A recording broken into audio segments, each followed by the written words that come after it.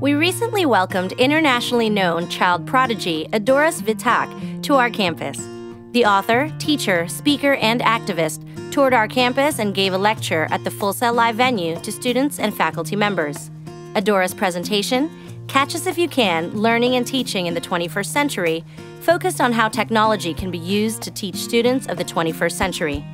The event also featured Adoris' sister Adriana, an accomplished pianist and violinist, who played a few musical selections for the audience.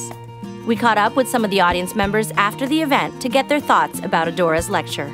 I love that she engaged the audience. It was totally interactive. She used all these technology tools while she was presenting on the fly, and she proved that her talent for writing is just as valid as her sister's talent for music, as is anyone's different type of talent. And as long as we nurture the talents and the passions of our students, then they can be successful. To watch Adoris' lecture at Full Sail Live, visit Full Sail University on iTunes U.